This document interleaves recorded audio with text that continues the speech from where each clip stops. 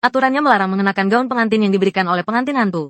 Tapi aku tidak hanya mengenakan gaun pengantin. Bahkan aku minum anggur bersama pengantin hantu. Tepat ketika semua orang mengira aku pasti akan mati. Pengantin hantu itu tiba-tiba tersipu malu. Dengan malu-malu memanggilku, suamiku. Negeri Sakura di sebelah. Melihat aku baik-baik saja, pun ikut meniru. Namun seketika itu juga, pengantin hantu itu mencabut hatiku. Semua ini terjadi karena aku memiliki kata kunci petunjuk menunjukkan cara aneh untuk menyelesaikan teka-teki. Atribut tersembunyi pengantin hantu. Gadis yang menjadi korban pria romantis. Namun, ia telah dikubur hidup-hidup. Strategi menikah dengan pasangan yang dipilih. Meneteskan setetes air mata tulus untuknya. Mungkin bisa mendapatkan kasih sayang yang mutlak. Hasilnya, mendapatkan perlindungan setia dari pengantin hantu hingga akhir hayat. Dilarang mengkhianati dan takut padanya. Pengantin hantu akan memburumu ke ujung dunia. Saat itu terdengar suara ragu-ragu dari balik kerudung merah. Suamiku, meskipun saat ini, warna darah yang pekat di belakang sudah mendekat. Di tangan pengantin hantu itu masih memegang satu set pakaian pengantin yang berlumuran darah. Aku dengan cepat mengenakan gaun pengantin itu, lalu menahan bau darah dan mengeluarkan sebuah jepit rambut.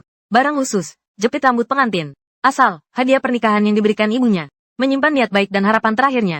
Strategi, kembalikan kepada pengantin hantu untuk mendapatkan simpati. Petunjuk, jika berhasil mengendalikan pengantin hantu, Anda akan mendapatkan pengawal hantu berpakaian merah yang dapat ditingkatkan. Saya akan memberikan jepit rambut ke tangan pengantin hantu yang tulang-tulangnya tampak. Apakah istriku menyukainya? Pengantin hantu itu tidak menjawab. Dia hanya menggosok-gosokkan jepit rambut itu tanpa sadar. Melihat itu, aku pun nekat. Langsung menarik pengantin hantu itu ke depan cermin rias dan mendudukkannya. Sayang, bolehkah aku menyematkan sanggul untukmu? Pengantin wanita itu tidak melawan. Suaranya pun tak lagi dipenuhi kebencian seperti sebelumnya. Kalau begitu, tolonglah suamiku. Aku merasa terinspirasi. Pelan-pelan mengangkat kerudungnya. Rambut hitam legam yang indah muncul di hadapanku.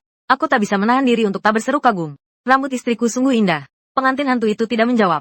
Namun punggungnya yang kaku mulai sedikit melunak. Aku mengambil sisir giok di sampingku. Dengan mudah menyisirnya sampai ke ujung. Hah, beberapa cacing yang menggeliat, bercampur darah dan daging, jatuh ke tanah. Melihat itu, tubuhku membeku. Setelah mempersiapkan diri secara mental, baru aku memberanikan diri untuk menyisir rambutku. Tak lama kemudian, bagian bawah tubuhku basah kuyup oleh darah. Sampai ke rambut pengantin hantu. Tidak ada lagi benda aneh yang bisa disisir. Baru saat itu aku menghentikan gerakan tanganku. Saat itu, pengantin hantu itu bertanya dengan lembut. Apakah suamiku menangis? Nada suaranya terasa aneh. Tanpa kesulitan. Membuat bulu kudukku merinding. Tapi suaraku tetap lembut. Menyisir rambut istriku adalah kebahagiaanku. Aku rela menyisir rambut istriku seumur hidup. Istri, jangan bergerak. Aku akan membiarkan rambutmu terurai. Segera. Aku baru saja menata rambut pengantin hantu itu dengan indah. Pengantin hantu tersenyum malu-malu saat melihat cermin. Sangat cantik. Aku sangat senang. Sambil berkata, tiba-tiba, tangan pengantin hantu yang seperti tulang kering itu, secara perlahan tumbuh daging dan darah baru. Ujung jarinya membulat dan montok. Tangan itu sehalus porselen terbaik, memancarkan kilau kemerahan yang sehat.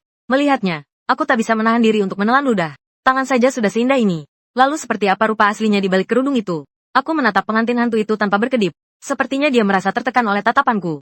Dia bangkit dan mundur dengan gelisah. Hamba akan berjaga di luar kamar sepanjang malam. Suamiku, istirahatlah dengan tenang. Pengantin hantu itu hendak pergi. Tanpa sadar aku menarik tangannya. Istriku, sebagai seorang pria, bagaimana mungkin aku membiarkanmu berjaga semalaman? Kembalilah tidur. Aku yang akan berjaga. Sambil berkata, aku melepaskan tangannya lebih dulu dan berjalan menuju pintu.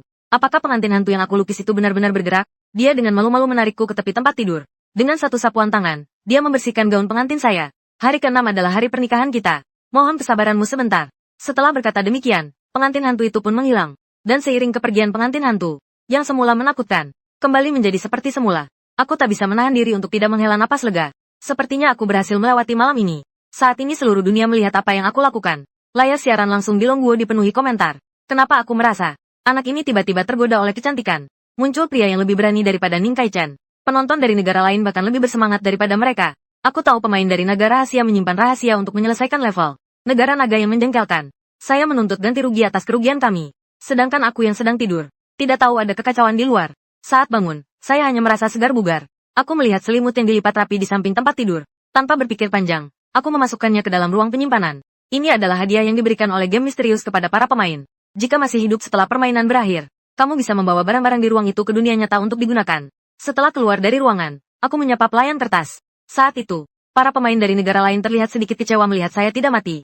Lagi pula, setiap orang harus memilih satu aksesori saat memasuki dungeon. Kemarin aku memilih jepit rambut pengantin hantu.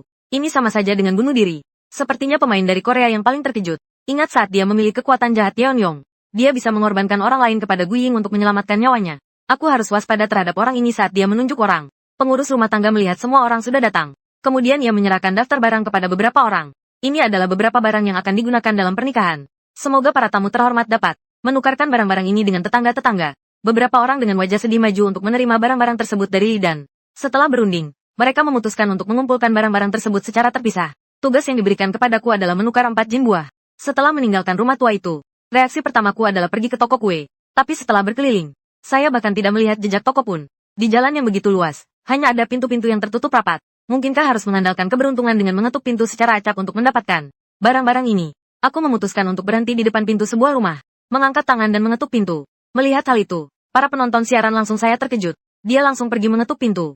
Apa bedanya ini dengan bunuh diri? Detik setelah aku mengetuk pintu, tiba-tiba terdengar suara tangisan dari dalam rumah. Seperti jeritan orang yang sekarat, penuh dengan kebencian. Setelah mendengarnya, aku merinding. Tetapi aku tetap mengetuk pintu. Baru pada ketukan ketiga pintu itu terbuka dari dalam. Seorang pria tua yang bungkuk muncul di hadapanku. Di depanku, bagian bawah tubuhnya kosong. Dan ada tangan hitam di belakangnya yang mencekik lehernya. Ada apa, nak? Saat itu, petunjuk berupa strip magnetik muncul di hadapanku, memicu misi sampingan. Seorang ayah tua yang menangis karena orang yang dicintainya telah dirampas. Matanya buta karena menangis. Suaranya serak karena berteriak. Namun tak kunjung datangnya jenderal yang adil. Petunjuk untuk membantunya menemukan putrinya dapat ditukar dengan barang yang kamu butuhkan. Setelah melihat petunjuk itu, saya mempertimbangkan kata-kata yang akan saya gunakan. Saya sedang keluar untuk berbelanja. Saat berjalan ke sini, saya mendengar ada orang yang menangis. Saya pikir Anda mungkin membutuhkan bantuan. Setelah mendengar nenek menangis karena tidak bisa menemukan putrinya, saya segera berjanji kepadanya, "Ibu, tenang saja. Saya pasti akan menemukan putri Anda." Mendengar itu, nenek itu dengan penuh haru menyerahkan sebuah gembok emas kepadaku. Ini adalah barang yang selalu dibawa putri saya sejak kecil. Jika putri saya berada dalam radius 5 meter, gembok emas ini akan menuntunmu menemukannya. Aku mengambilnya dan memasukkannya ke dalam saku. Lalu aku berkeliling di sekitar sana. Di sebuah jalan, saya bertemu dengan pemain dari India. Dia sedang menatap sebuah toko daging babi. Air liurnya hampir menetes ke lantai. Aku berjalan ke sana karena penasaran, dan menemukan bahwa di dalamnya, selain daging babi, hanya ada tukang jagal yang sedang memotong tulang dengan parang besar. Saat itu, petunjuk strategi muncul di hadapanku. Si tukang jagal menguasai berbagai teknik menyembelih babi. Dia adalah seorang psikopat yang menikmati darah. Petunjuk pembunuh berantai, hadapi iblis yang tak segan membunuh. Cara terbaik adalah segera pergi. Tanpa sadar aku melangkah pergi. Namun, pemain dari 3 negara menarik tanganku. Tunggu dulu, mau kerjasama? Kalau bisa dapat daging babi yang dipegang si tukang jagal, aku bersedia membaginya setengah padamu. Dan saat itu, gerakan-gerakan di toko daging babi semakin liar. Aku tak berani menunda lagi. Tangan pemain Three Kingdoms itu bergerak menuju si gajah kecil. Tidak perlu, saya tidak suka daging babi. Tepat saat aku berbelok di sudut jalan, suara di belakangku berhenti. Tanpa sadar aku menoleh ke arah toko daging babi. Ternyata pemain dari negara ketiga sedang disembelih oleh tukang daging. Ditekan di atas talenan untuk disembelih. Adegan itu begitu mengerikan hingga membuat orang terdiam. Penonton di siaran langsung pun heboh melihat adegan ini. Ini terlalu mengerikan. Hanya aku yang merasa. Tadi pemain dari 3 negara itu kelihatan aneh. Sepertinya dia ditangkap oleh sesuatu yang masuk ke toko daging babi dengan sendirinya. Orang-orang yang tinggal di jalanan ini benar-benar menakutkan. Kalau aku masuk ke sana, itu cuma bakal menambah keanehan. Komentar dari Tiongkok mulai bermunculan. Penonton dari India tak bisa menahan diri untuk membalas. Anak dari Tiongkok itu pasti sudah tahu sejak awal kalau si tukang jagal itu bermasalah. Tapi dia malah tidak memberitahu pemain kita. Longguo harus mengganti kerugian kita. Di dalam dungeon, aku berhenti sambil terengah-engah. Untungnya aku berlari cepat. Kalau tidak, kemungkinan besar aku juga akan tewas. Sudah waktunya makan siang. Aku kembali ke rumah tua tanpa hasil. Sampai di ruang makan, saya melihat para pemain dari Korea tampak tegang. Seolah-olah mereka telah melakukan sesuatu yang salah. Aku bertanya dengan bingung. Kenapa kamu gugup? Bahasa klasik. Pemain dari Korea itu mengibaskan rambutnya untuk menyembunyikan kegugupannya. Benarkah, kamu salah lihat? Aku hanya memutar mata dan tidak bertanya lebih lanjut. Aku hanya duduk di tempat yang agak jauh darinya. Saat itu, pemain lain juga mulai berdatangan. Ketika pemain Jiao Pengbo masuk sambil memegangi dadanya, semua pemain melotot. Tampak di dada pemain Jiao Peng, ada seekor elang hantu yang bertengger di dada pemain Jiao Peng. Sepasang tangan kecil sepasang ibu dan anak merambah ke dada pemain dari kerajaan Jue Peng. Sedang mencengkeram jantungnya. Sial. Yang lebih aneh lagi, mata bayi aneh itu menatap tajam. Menatap tanpa berkedip ke arah orang-orang lain di sana. Memberikan peringatan tanpa suara. Aku menundukkan pandanganku, dan melihat pemain dari kerajaan Jiao Peng yang bertubuh tinggi. Ternyata memakai sepatu bayi yang sangat tidak pas. Semua orang ingat sepatu itu, yang dipilih oleh pemain dari Korea sebelum masuk ke rumah tua. Sekarang apalagi yang tidak jelas bagi kalian? Jelas pemain dari Korea Selatan yang mengorbankan Jiao sekeranjang buah untuk menangkis bencana. Jadi, semua orang menjauh dari pemain dari Korea. Saat itu, pelayan muncul di ruang kipas, membawa beberapa piring hidangan vegetarian yang ringan, serta sebuah mangkuk besar, sup tulang yang memancarkan aroma daging yang menggugah selera. Aromanya membuat semua orang ngiler. Terima kasih atas kedatangan para tamu terhormat. Selamat menikmati. Begitu kata-kata pelayan itu selesai, orang-orang lainnya langsung tak sabar menyantap sup dan daging. Firasatku mengatakan bahwa sup ini tidak beres. Aku menoleh ke arah pelayan, bertanya dari mana daging ini berasal. Pengurus rumah tangga Wenyan menatapku sambil tersenyum. Hari ini toko daging baru saja menyembelih seekor babi. Sangat segar. Tuan tamu, silakan segera mencicipinya. Saat mendengarnya, kepalaku berdenyut. Tempat daging babi. Tempat para pemain Three Kingdoms tewas. Daging ini pasti bukan miliknya, kan? Aku buru-buru geleng-geleng kepala. Ibuku melarangku makan daging babi. Aku makan sayur saja. Pemain lain melihat aku menolak makan. Akhirnya menyadari apa. Pemain Malobo bertanya kepadaku dengan ragu-ragu. Apakah daging ini ada masalah? Aku melirik pelayan yang tidak menghentikan percakapan itu. Baru kemudian aku menjelaskan kepada semua orang. Kalian tidak menyadari ada satu orang yang hilang? Pemain dari 3 negara. Telah tewas di tangan tukang daging di toko daging babi. Suasana aneh. Diam sejenak. Lalu terdengar suara muntah yang bergantian. Beberapa orang melihat piring daging itu dan menjauh. Hanya pemain dari negara Jiaopeng yang makan sampai mulutnya berminyak. Wah, harum sekali. Kurang. Kasih lagi dong. Akhirnya dia tak tahan lagi dan langsung memeluk mangkuk itu sambil menyuapinya ke mulut. Setelah selesai makan, dia langsung merebut daging dari mangkuk orang lain. Bahkan muntahan di lantai pun tidak dia lewatkan. Dia menjilat semuanya sampai bersih. Semua orang menatapnya dengan tatapan campur aduk. Sebaskom penuh daging dan sup. Ini jelas melebihi porsi makan orang biasa. Membuat perut para pemain Jiaopeng bahkan tidak membesar. Malah jadi semakin kurus. Orang yang masih hidup itu dalam sekejap menjadi kurus kering. Aku melihat dengan jelas bahwa suara aneh di dadanya semakin keras. Saat itu, pemain dari negara Kanopi memegangi perutnya. Berjalan terhuyung-huyung menuju pelayan boneka kertas. Ada lagi, beri aku lagi. Pelayan kertas itu tetap bersikap sopan. Namun, sepasang matanya yang tersenyum melirik ke arah orang lain. Tamu terhormat ini. Maaf sekali. Daging untuk hari ini sudah habis. Kalau mau makan daging, harus berusaha sendiri. Wen Yanjiao dan Peng Guawen. Tiba-tiba dia berlari ke arah semua orang dengan wajah yang mengerikan. Daging, aku mau daging. Pada saat kritis ini, pemain dari negara Kalkun menerjang ke depan, dan menendang pemain dari negara Baskom hingga terlempar. Beberapa orang yang tersisa menyadari, berlari keluar dari restoran. Pemain dari negara Kalkun melihat pemain dari negara Baskom, masih terus mengejar, menggertakkan gigi dan menendang pemain dari negara Kinci di sampingnya. Dia yang membuatmu seperti ini. Itu bukan urusan kami. Pemain dari Korea Selatan berhenti sejenak. Pandangan mata, memandang sendirian ke arah pemain dari Korea Selatan yang terjatuh. Ternyata kau yang membuatku terjatuh. Pemain Korea itu terkejut, bangkit dengan merangkak, berlari ke arah lain. Bukan aku, jangan kejar aku. Sampai keduanya saling mengejar, menghilang di sudut halaman. Baru kami berempat bisa menghembuskan napas lega dengan rasa takut yang masih tersisa. Mereka tak berani berlama-lama di rumah tua itu. Satu persatu keluar untuk mencari petunjuk. Namun, aku berbalik arah dan berjalan ke dalam rumah tua itu. 3 jalan di luar. Aku sudah hampir menyelesaikan pencarian menyeluruh. Tapi kunci emas di saku saya tetap tidak bereaksi. Saya punya alasan untuk mencurigai putri ibu mertua. Disembunyikan di dalam rumah tua. Sambil berpikir, aku sudah sampai di halaman belakang.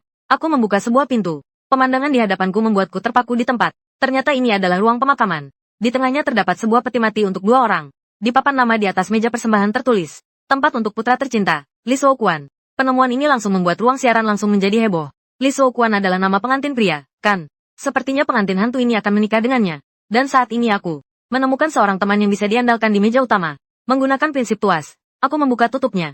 Dalam sekejap, bau busuk yang menyengat tercium. Di dalam peti mati yang besar itu, hanya terlihat wajah seorang pria yang pucat. Dia mengenakan pakaian pernikahan yang meriah. Pipinya cekung, tulang dahinya menonjol. Tidak sulit untuk melihat bahwa dia meninggal karena sakit. Tidak melihat lebih lama. Segera menutup kembali peti mati.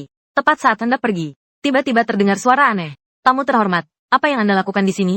Mendengar suara itu, tubuhku langsung kaku. Lalu aku berbalik dengan pura-pura santai. Hanya jalan-jalan saja karena bosan. Menunjuk ke arah pandangan sang kepala pelayan. Ke tempat lilin yang ada di tanganku.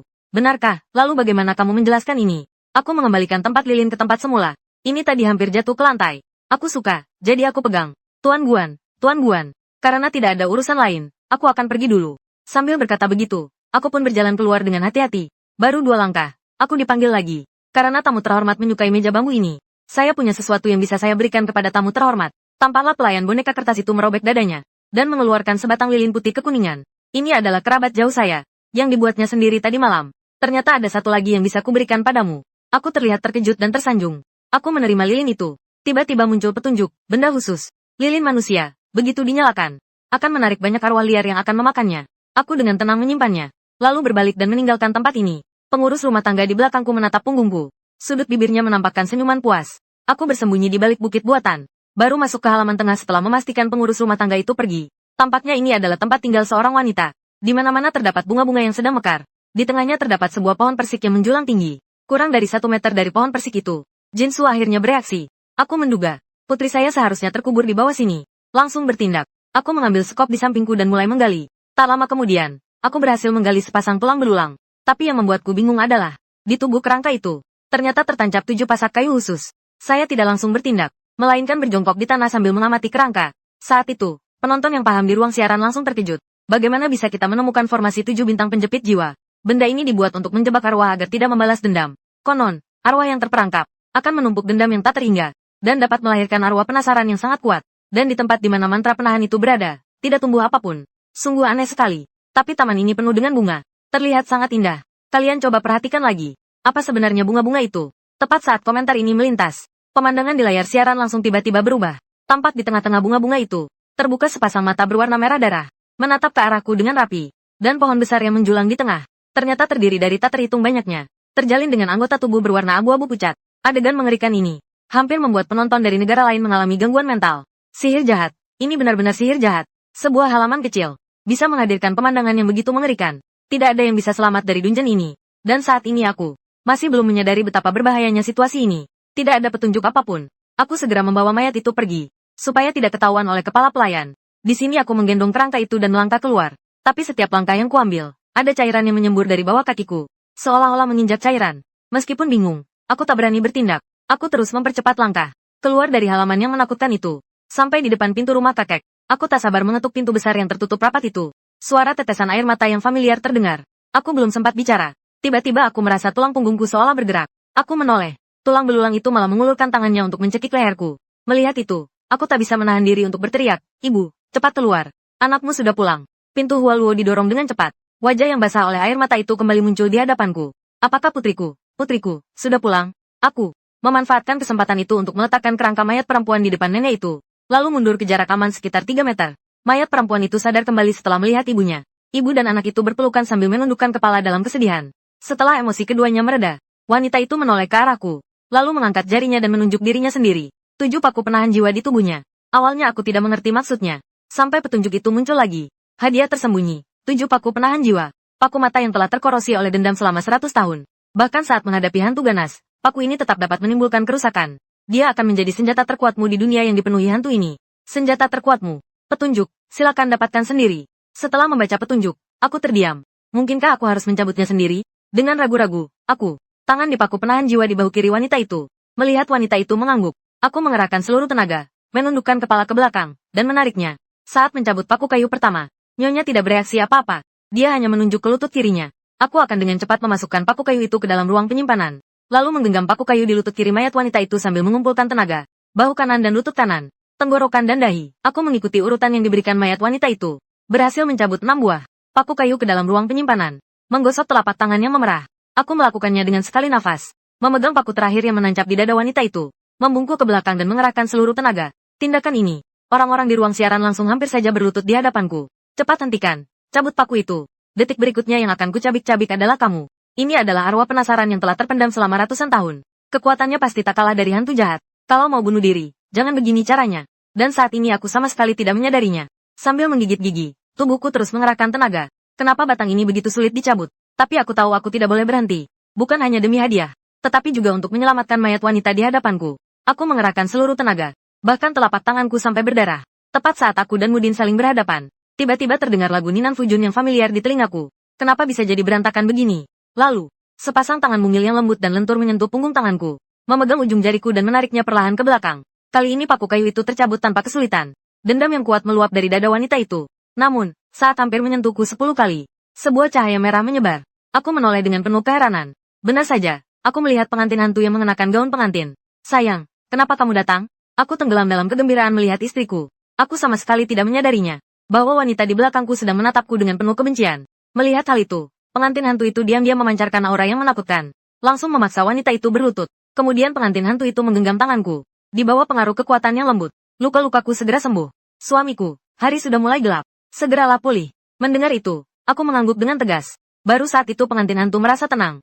Sebelum pergi, dia masih melemparkan pandangan peringatan kepada wanita di lantai. Hanya dengan satu tatapan saja, wanita itu tak bisa menahan diri untuk tidak gemetar. Adegan ini membuat penonton siaran langsung tak bisa pulih dari keterkejutannya. Bukankah formasi 7 bintang jiwa dikatakan sangat kuat? Kenapa dia berlutut di hadapan pengantin hantu itu? Ini pasti berkaitan dengan pengetahuan khusus di dunia gaib. Tingkat hantu dari yang terendah hingga tertinggi. Satu persatu, merespons Wang Ling. Roh dendam dan hantu ganas. Jenderal hantu, raja hantu, dan dewa hantu adalah hantu ganas biasa. Anak perempuan nenek ini masih bisa disentuh. Tapi pengantin hantu itu justru hantu jahat berbaju merah. Itu adalah makhluk terkuat di bawah jenderal hantu. Di dalam dungeon saat ini, saat aku menoleh, aku melihat seorang wanita yang berlutut di tanah sambil gemetar ketakutan. Kenapa berlutut? Bangunlah, aku ingin membantunya. Tapi semakin dekat, dia semakin gemetar. Terima kasih banyak, Tuan, atas pertolongannya. Saya tidak berani menyinggung Tuan. Ini bukan soal tak berani menyinggung. Jelas-jelas aku ketakutan setengah mati oleh pengantin hantu. Saya menyerah untuk mencoba berbicara dengan wanita itu. Aku menoleh ke arah nenek tua di sampingku yang tampak kebingungan. Saya telah membawa putri Anda kembali. Bolehkah saya meminta sedikit barang-barang perayaan? Baru saat itu aku sadar. Dia mengeluarkan sekeranjang berisi 4 jin buah yang sudah dibungkus dan memberikannya kepadaku. Aku terkejut dan senang. Tapi suasana tiba-tiba berubah. Nenek, bisakah Anda memberitahu saya? Di mana rumah pengantin wanita di rumah tua di depan itu? Ayah menunjuk ke kanan. Saya ingat harus terus berjalan dari sini. Rumah yang di depannya ada pohon lokus tua. Itulah rumahku. Aku membungkuk dengan tulus. Lalu berjalan ke arah yang ditunjuknya. Masuk ke dalam kabut. Di dalam peti mati di ruang pemakaman rumah tua. Sepasang mata pucat tiba-tiba terbuka. Dengan ekspresi ketakutan menatap celah ditutup peti mati. Menunjuk ke arah kepala rumah tangga yang sedang berlutut di atas peti mati. Jarum yang dipenuhi bercak darah. Matanya menembus celah dan menatap ke dalam peti mati. Tuan, Anda sudah bangun. Ada orang yang menerobos masuk ke halaman sebelah. Dan menggali kerangka itu. Dan meredakan dendam sang gadis. Takut dia akan bangun lebih awal. Mendengar itu, pria di dalam peti mati itu mengeluarkan raungan marah. Ningyer adalah milikku. Tak ada yang boleh merebutnya. Bunuh semua pendatang itu. Saat itu, saat aku memasuki kabut, aku menerima misi. Selamat, alur tersembunyi telah berhasil dibuka. Petunjuk dari keluarga pengantin. Silakan jelajahi misi ini sendiri. Hadiah pengantin hantu. Aku berdiri di tepi kabut. Langkah yang semula ragu-ragu menjadi teguh berkat munculnya petunjuk misi. Hadiah ini sangat penting. Sangat penting. Aku mengeluarkan sebuah paku penahan arwah dan menggenggamnya erat-erat. Aku melangkah masuk ke dalam kabut. Satu-satunya cahaya pun terserap. Untuk mencegah tersesat di dalam kabut, aku memutuskan untuk menutup mata dan berlari. Tiba-tiba terdengar dentuman keras. Diiringi rasa sakit yang hebat, aku menabrak pohon lokus tua yang besar. Aku menoleh ke sekeliling. Hanya terlihat sebuah rumah yang berdiri sendirian di tengah kabut. Selain posisi gerbang yang masih bisa terlihat samar-samar, seluruhnya tampak kabur. Ini pasti rumah pengantin hantu. Aku mendekati pintu gerbang dan hendak masuk ke rumah utama. Tiba-tiba terdengar tangisan. Lahir, lahir. Itu seorang bayi perempuan. Ternyata kata-kata guru itu benar. Karena ini bayi perempuan, maka Xiao Ming akan menamainya Nier. Tak lama kemudian, bidan mengeluarkan seorang bayi yang keriput. Semua orang di pandanganku tampak kabur. Hanya wajah bayi ini yang tampak sangat halus. Apakah Nier adalah pengantin hantu? Harus diakui, waktu kecil dia lumayan imut. Seiring berjalannya waktu, Nier tumbuh menjadi gadis yang anggun. Para peminat bahkan berdesakan di depan pintu rumahnya. Pada hari itu, keluarga Li, orang terkaya di kota, membawa mas kawin, yang langsung membuat mata ayah Jiang terpesona. Kemudian, terdengar dia dan keluarganya membicarakan nilai mahar Nier. Setelah merawatnya selama ini, akhirnya tiba saatnya dia membalas budi kepada kami. Saat itu suara ibu Jiang juga terdengar.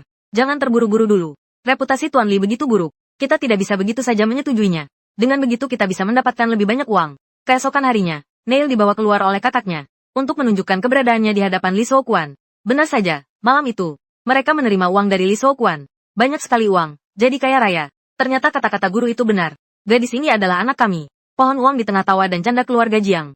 Waktu melompat ke 3 tahun kemudian, keluarga Jiang saat ini sudah tidak tahu lagi berapa banyak uang yang mereka kumpulkan dari keluarga Li. Namun mereka tetap bertahan. Li Shouquan mengandalkan perlindungan sang guru. Dengan rakus menghisap darah keluarga Li. Tiba-tiba suatu hari terjadi perubahan mendadak. Anak kedua keluarga Jiang berlari masuk sambil berteriak. Ada masalah. Anak muda keluarga Li itu meninggal.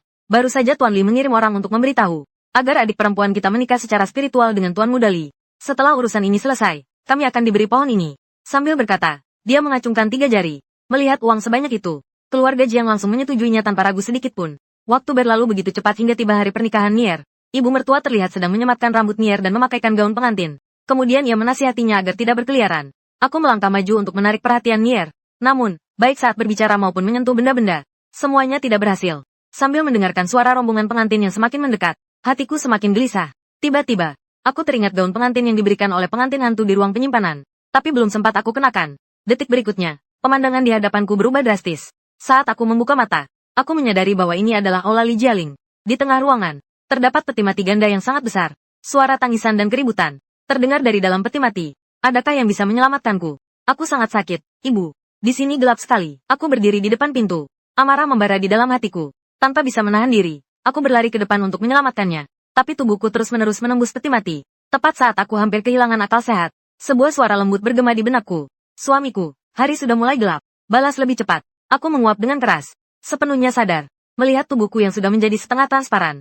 Aku berkeringat dingin. Untung saja, hampir saja aku mati di sini. Istri saya sekali lagi menyelamatkan saya sebelum saya keluar dari ruang pemakaman.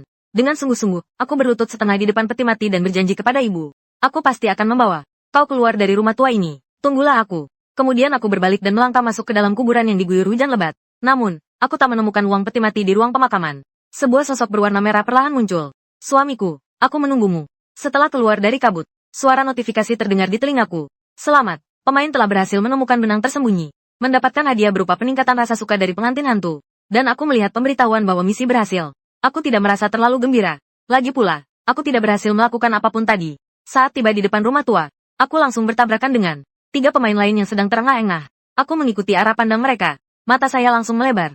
Hanya terlihat kaki. Pemain dari negara Peng sudah benar-benar menjadi mayat kering. Elang hantu yang tergantung di dadanya juga berubah menjadi sosok anak berusia 7 tahun. Seluruh punggungnya dipenuhi oleh bola mata merah berbentuk bintang. Sambil meraung dan menerjang ke arah kami. Lalu aku masuk lebih dulu ke dalam rumah tua itu. 3 orang lainnya segera menyusul. Kami dengan panik mengunci pintu depan. Belum sempat bernafas sejenak. Pintu sudah dibanting-banting. Yang lebih menakutkan lagi, bola mata merah berbentuk bintang itu sedang berusaha masuk dengan susah payah melalui celah pintu. Pemain dari kerajaan pedang dan kuda menarik-narik rambutnya. Apa yang harus kita lakukan? Ghost Eagle akan masuk. Kita semua akan mati. Aku menengadah melihat langit yang mulai gelap. Kita harus lepas dari kejaran Ghost Eagle sebelum gelap. Kalau tidak, setelah gelap, rumah tua ini akan menjadi tempat berburu elang hantu.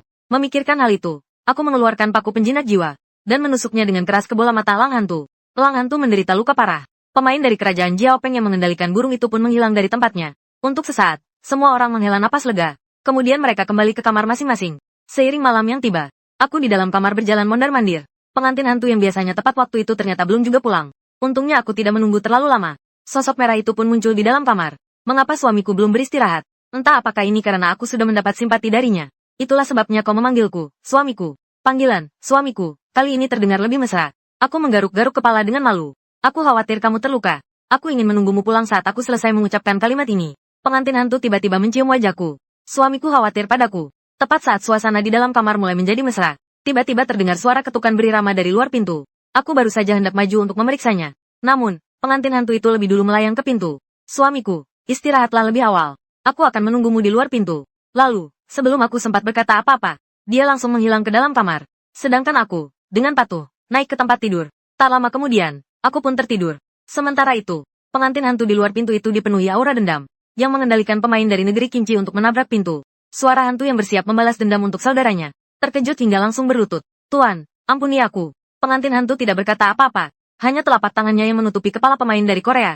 Di bawah pengaruh kekuatan khusus, dia memindahkan Ghost Eagle. Terlepas dari tubuh pemain Korea, ke tangan pengantin hantu. Tiba-tiba muncul aura dingin dari kulit Aoi. Tepat saat elang hantu mengira dirinya akan dihancurkan oleh Dewa Maut ini. Kematian yang ia bayangkan tak kunjung datang. Pengantin hantu hanya meletakkannya di samping. Lalu berdiri di depan pintuku. Di tengah malam, beberapa makhluk aneh yang tak tahu diri terbang di atas rumah tua. Semua makhluk aneh itu dihabisi oleh pengantin hantu dengan satu gerakan tangannya. Elang hantu itu menyipitkan matanya. Dan dengan tajam menyadari. Salah satu tangan pengantin hantu sedikit gemetar. Tuan, Anda terluka. Pengantin hantu melambaikan tangannya untuk menunjukkan bahwa tidak ada yang serius. Serangan balik formasi 7 bintang jin memang hebat. Tapi masih dalam batas yang bisa kutahan.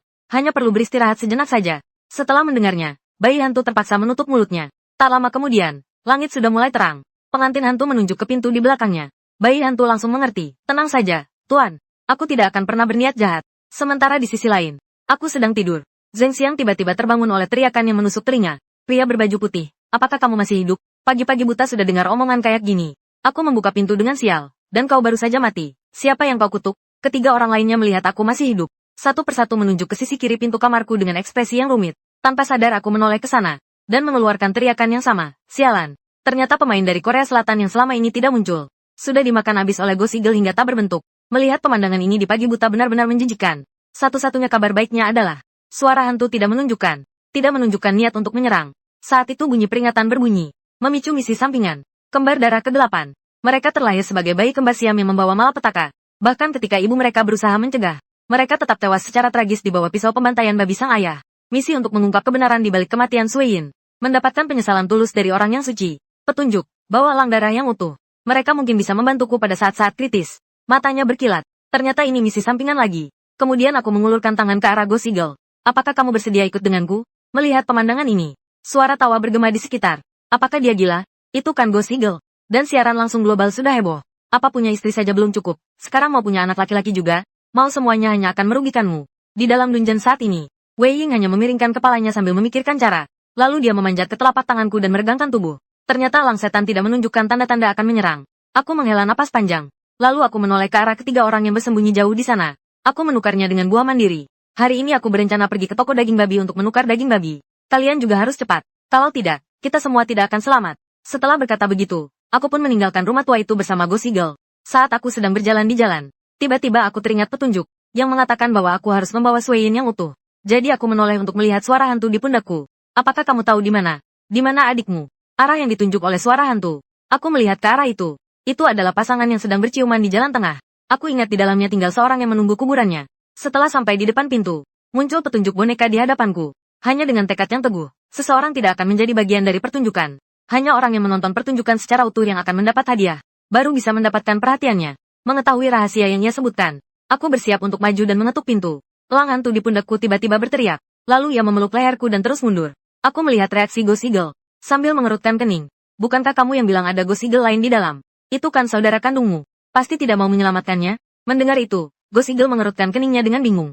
Dia ingin menyelamatkannya, tapi dia lebih tidak mau berurusan dengan boneka di dalamnya. Apalagi dijadikan bonekanya. Setelah menyadari hal itu, Ghost Eagle berjuang untuk merangkak turun. Namun, aku bertindak cepat dan menahannya. Lalu dengan kecepatan kilat, aku mengetuk pintu kayu itu. Detik berikutnya, pintu itu terbuka dengan sendirinya. Gerakan perlawanan saya dan Ghost Eagle terhenti secara bersamaan. Kemudian, dengan tubuh yang terpelintir, kami masuk ke dalam pintu itu. Layar siaran langsungku pun menjadi gelap. Tiba-tiba kolom komentar dipenuhi tanda tanya. Kan sudah kubilang pintu ini nggak boleh diketuk. Nah, sekarang sudah. Langsung tewas. Entah sudah berapa lama. Aku membuka mata lagi. Aku melihat sebuah panggung di depanku. Beberapa papan kayu yang rusak tersebar di tengah halaman yang remang-remang. Berderit, pandanganku dengan susah payah menyapu sekeliling. Akhirnya, di sudut, saya menemukan kaki malang itu. Pemain dari negara Peng. Dia dan elang hantu lainnya tidak hanya ditekan oleh paku penahan jiwa, tetapi sendi-sendi mereka juga ditembus oleh tali boneka. Segera setelah itu, kakiku bergerak ke belakang tanpa bisa dikendalikan. Napasku pun mengikuti. Ternyata sejak pintu terbuka, tubuhku sudah tidak lagi milikku. Hanya otakku yang masih sadar. Saat duduk, hanya pantatku yang masih berfungsi.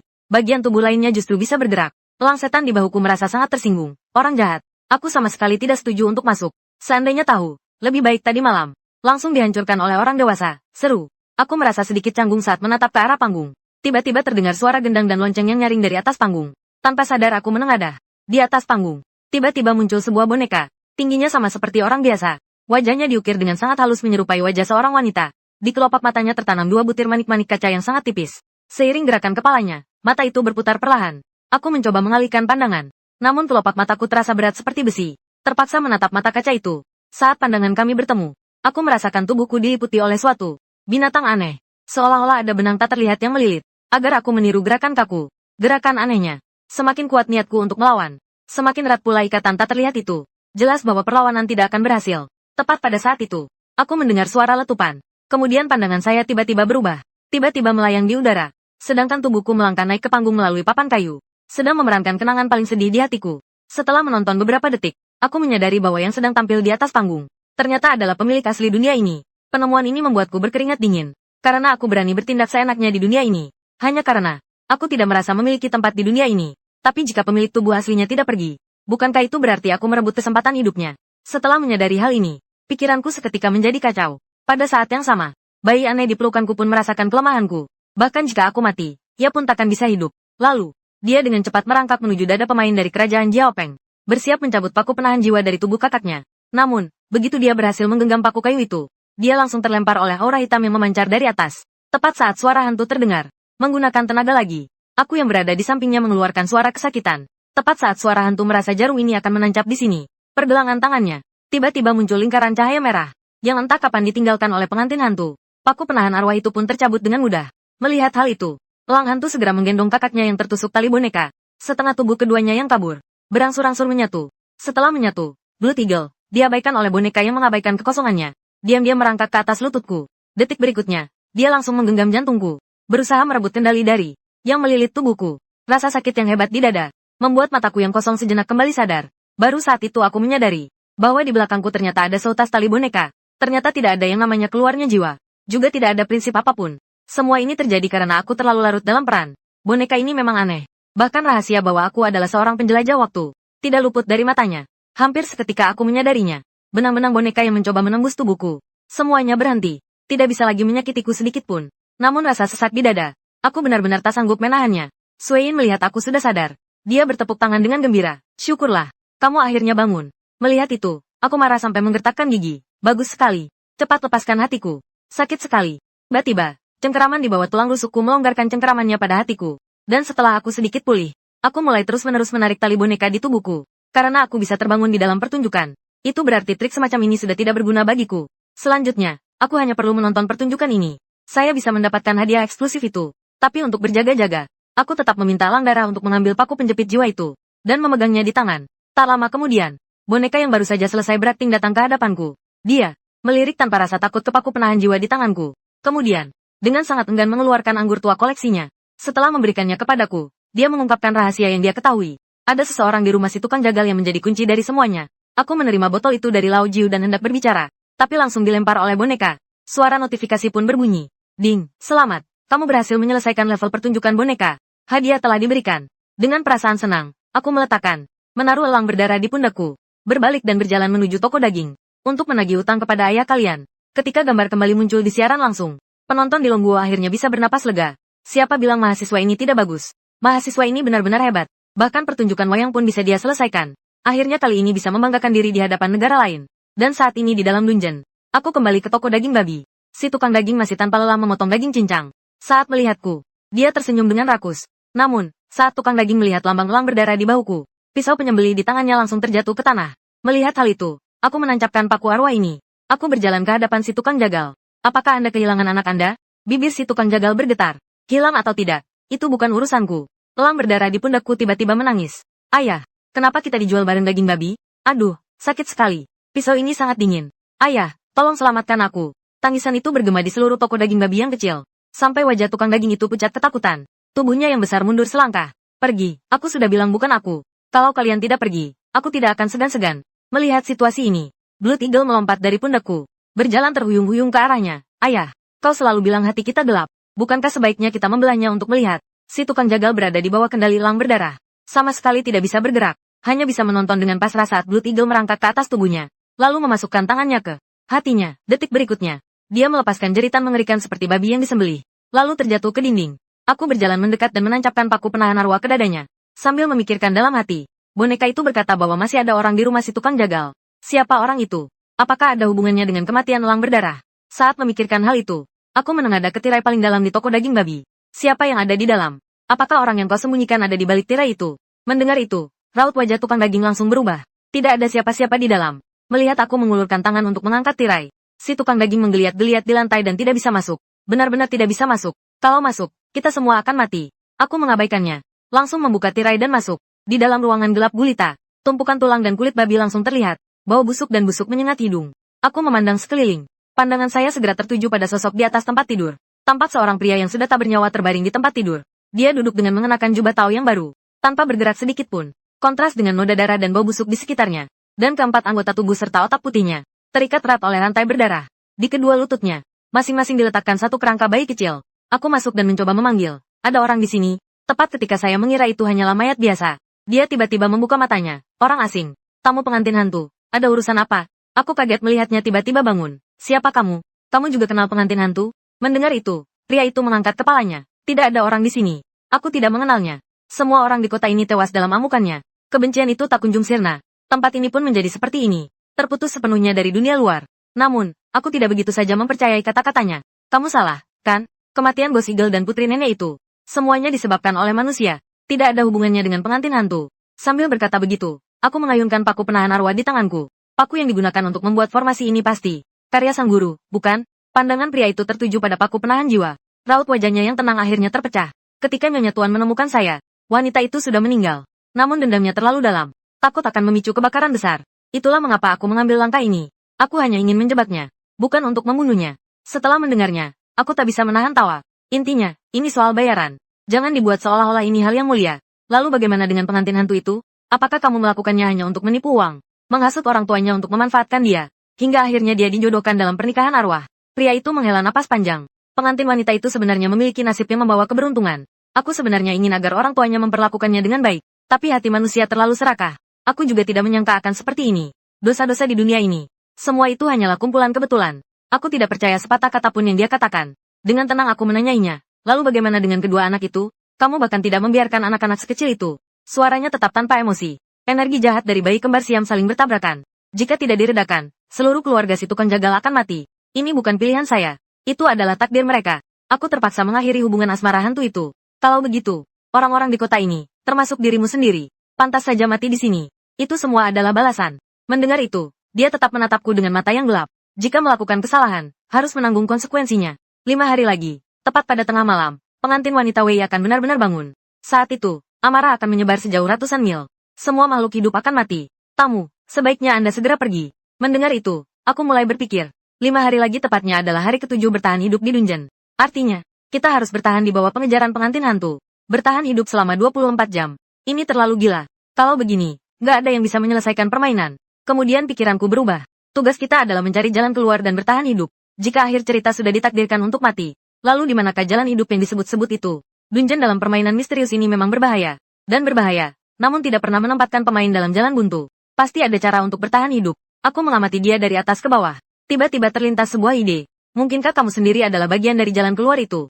Setelah mengatakannya, aku melihat pergelangan tangan pria itu bergerak sedikit. Reaksi kecil itu membenarkan dugaanku. Namun, bunyi petunjuk misi tersembunyi tidak berbunyi. Artinya masih ada hal yang belum aku ketahui. Selanjutnya, saya menanyakan lebih banyak pertanyaan kepadanya. Tapi semuanya diabaikan oleh pria itu. Namun, informasi yang saya dapatkan hari ini sudah membuatku puas.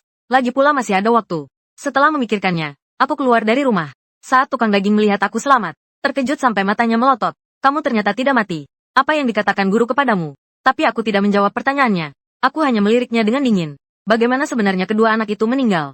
Jika kamu berbohong lagi, jangan salahkan aku jika aku bertindak kasar. Kemudian aku menancapkan 2 paku kayu ke kedua lutut si tukang jagal. Teriakan mengerikan seperti babi yang disembelih kembali terdengar.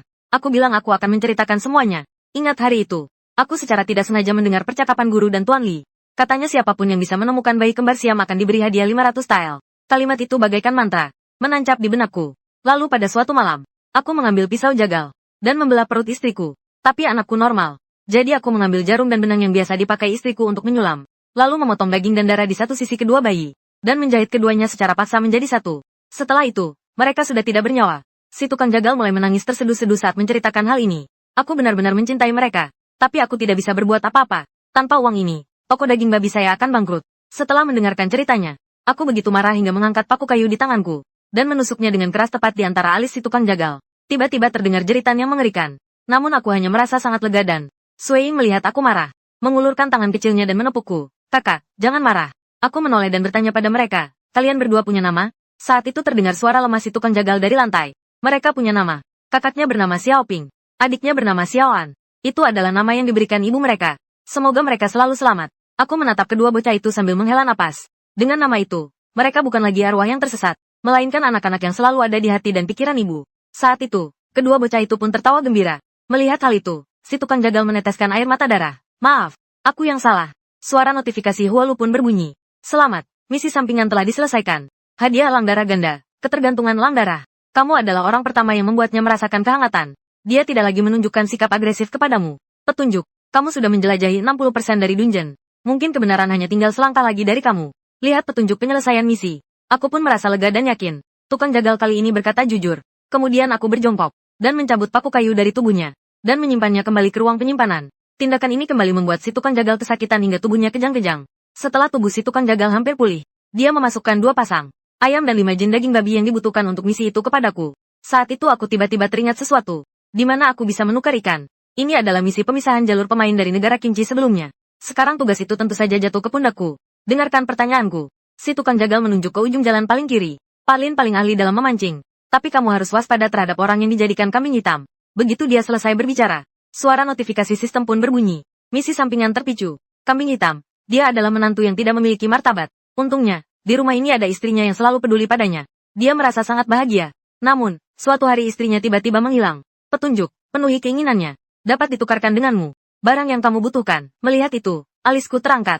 Ternyata ini misi garis lurus yang ketiga. Hari ini aku benar-benar beruntung. Setelah berpamitan dengan si tukang jagal, aku bergerak cepat dan berdiri di depan pintu rumah Palin. Aku mengetuk pintu. Kemudian, wajah seorang pemuda muncul di hadapanku. Pria itu terlihat sangat kurus. Proporsi tubuhnya hampir seperti batang bambu. Sekilas, aku mengira aku bertemu dengan hantu kelaparan.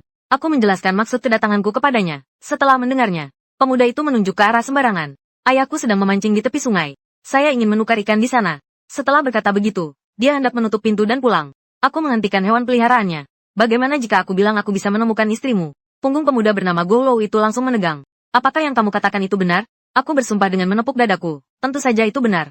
Setelah berpikir sejenak, pemuda itu dengan ramah membuka pintu lebar-lebar dan mengundangku masuk ke halaman. Saya mengikutinya masuk. Namun saat dia berbalik, tanpa diduga, punggungnya berhadapan dengan belasan pasang mata. Aku terkejut dan berhenti di tempat. Pemuda itu menyadari bahwa aku berhenti, dan menoleh dengan tatapan mengerti. Ada apa? Apakah kamu penasaran dengan wajah-wajah orang-orang ini?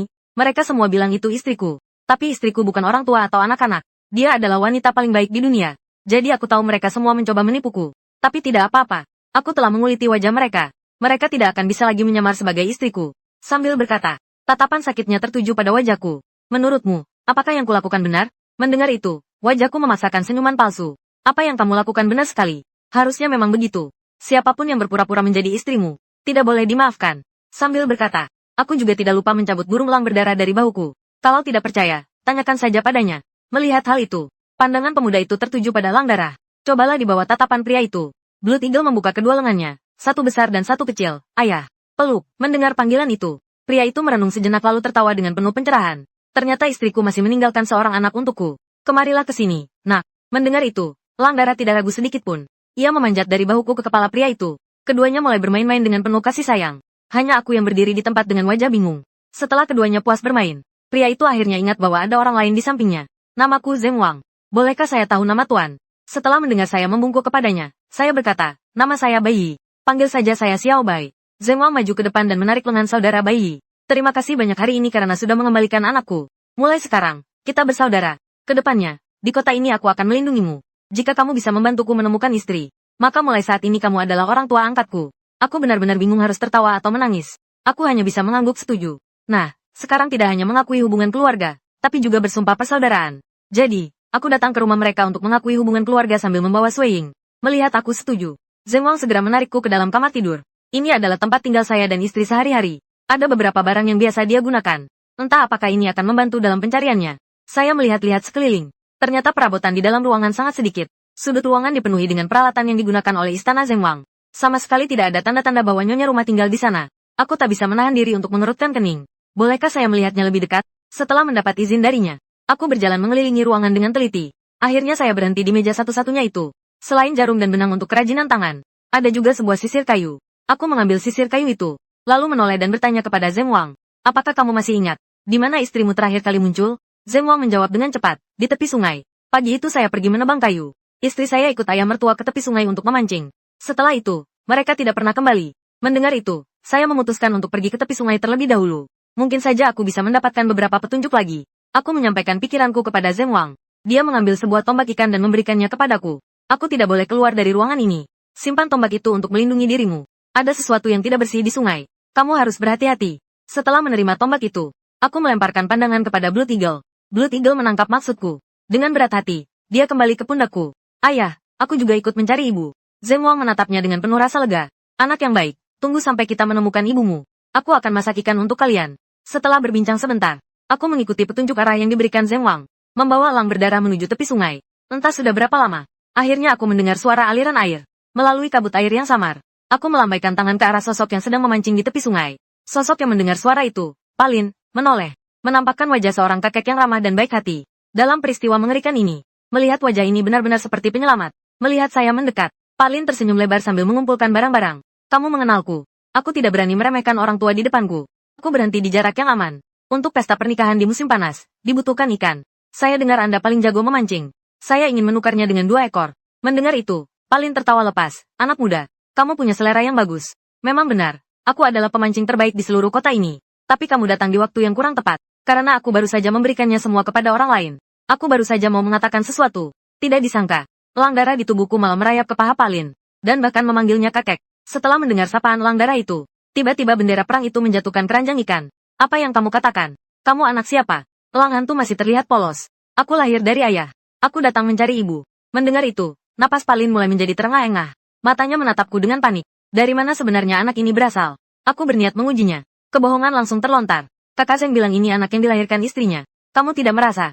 Mereka berdua sangat mirip. Siapa sangka Palin malah marah sampai hampir melompat-lompat. Konyol. Anak perempuanku tenggelam di sungai saat berusia 10 tahun. Bagaimana cara melahirkan? Pasti si bocah nakal ini yang melakukannya. Dia mencuri anak dari rumah orang lain. Mendengar kata-kata itu, aku segera melambaikan tangan. Ini anak keluarga tukang jagal. Aku akan segera mengembalikannya. Baru saat itu Palin menjadi tenang. Istri Palin pernah hamil. Ternyata sudah sebesar ini. Kemudian dia seolah-olah tidak melihat keanehan pada darah itu. Dengan gembira ia mulai menggodai bayi di pelukannya. Aku berdehem. Palin, tadi kamu bilang putrimu meninggal saat berusia 10 tahun. Ada apa sebenarnya? Laolin menghela napas. Zeng Wang dan putri saya tumbuh besar bersama sejak kecil. Teman sejak kecil. Keduanya sangat saling mencintai. Setelah putri saya meninggal, dia menjadi sedikit gila. Setelah dewasa, dia bahkan datang sendiri untuk menjadi menantu. Katanya dia akan merawatku di hari tuaku. Awalnya aku menolaknya. Orang yang sudah mati tak bisa hidup kembali. Aku tidak ingin merusak masa depan Zeng Wang seumur hidupnya. Tapi aku tak bisa menahan anak ini. Setelah dia terus-menerus datang ke rumah selama setengah tahun, barulah aku setuju. Tapi yang tidak saya duga adalah, depresi anak ini semakin parah. Sampai suatu hari sifatnya berubah drastis. Bahkan sampai berpikir untuk membunuh. Baru saat itu saya menyadari betapa seriusnya masalah ini. Anak ini tidak boleh keluar rumah lagi. Sambil berkata, Palin tak bisa menahan air mata yang menetes. Setelah mendengarkan cerita Palin, para penonton di siaran langsung mulai berspekulasi tentang kebenarannya. Saya bertaruh kata-katanya hanya bisa dipercaya setengahnya. Berani-beranilah, jangan percaya sepatah kata pun. Lupakan apa yang terjadi pada Blood Eagle sebelumnya. Guru berkata orang-orang di tempat ini, entah kejam atau jahat. Menurutku, tak ada satupun di antara mereka yang baik. Sementara di sisi lain, pikiranku dipenuhi berbagai macam pikiran. Jika istri Zeng Wang benar-benar tewas di sungai, maka sekarang dia seharusnya sudah menjadi hantu air. Tiba-tiba aku punya ide yang berani. Lalu aku menoleh ke arah Sui Yin, Xiao Ping, dan Xiao An. Mau main air? Aku mengabaikan reaksi mereka berdua. Langsung menendang mereka ke sungai. Cepat, cari tahu apakah ada hantu air di sana. Meskipun Blood Eagle agak ragu, tetapi tetap patuh menyelam ke bawah air untuk mencari. Aku menatap permukaan air dengan penuh konsentrasi, menunggu Blood Eagle muncul. Setelah beberapa saat, elang darah muncul dari permukaan air. Tidak ada mayat di dalamnya. Mendengar itu, pupil mataku menyempit. Bukankah dia sedang merindukan istrinya? Tewas di sungai ini, bagaimana mungkin tidak meninggalkan apa-apa? Kecuali kalau yang dikatakan Palin itu bohong. Saat aku sedang berpikir, Ghost Eagle mendekati telingaku. Tidak ada apa-apa di dalam air. Sama sekali tidak seperti yang dia katakan, seolah-olah ada orang yang meninggal. Aku tidak merasakan sedikit pun aura jahat. Lagi pula, sama sekali tidak ada ikan di dalam air. Mendengar kata-kata itu, pandangan saya tanpa sadar tertuju pada keranjang ikan. Kalau tidak ada ikan, apa yang ada di dalam keranjang ikan itu? Saat itu Palin menyimpan pancingnya. Nah, sepertinya kita punya jodoh. Makan malam di rumahku saja. Aku memikirkan tugas yang harus diselesaikan. Jadi aku langsung setuju tanpa ragu. Setelah kami sampai di rumah, Palin pertama-tama memanggil Zeng Wang dengan suara keras. Lalu bergegas masuk ke dapur. Aku menarik Zeng Wang ke samping. Dan mengulangi apa yang dikatakan Laolin kepadaku. Setelah mendengarnya, Zeng Wang menggenggam telapak tangannya erat-erat dan mengoceh. Aku dan istriku sama sekali tidak saling kenal saat kecil. Setelah dewasa, keluarga saya jatuh miskin. Baru ketika hampir mati kelaparan, saya diselamatkan oleh istri saya. Mereka hanya tidak ingin saya menemukannya. Aku tidak akan tertipu. Sambil berkata begitu, Zeng Wangjing berjongkok di tanah dan menangis. Aku sangat merindukannya. Aku benar-benar merindukannya. Aku bingung mendengar dua versi cerita yang sangat berbeda. Tapi dalam hati, aku lebih condong ke pendapat Zeng Wang. Lagi pula, dia adalah target misiku. Menurutku, kuncinya pasti ada pada istri Zeng Wang. Sambil memikirkan hal itu, aku menunduk dan menenangkan Zeng Wang. Jangan panik. Aku sudah bilang akan membantumu menemukan istrimu.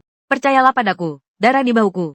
Ying juga mengulurkan tangan dan menepuk kepala Zeng Wang. Ayah, jangan menangis. Kita cari ibu bersama-sama. Setelah mendengar kata-kata itu, air mata Zeng Wang mengalir semakin deras. Langsung memeluk Sui Ying erat-erat. Kamu sangat nakal. Ayah pasti akan menemukan ibumu. Tepat pada saat itu, suara Palin terdengar. Waktunya makan. Aku membawa Sui Ying dan Zeng Wang Luozu.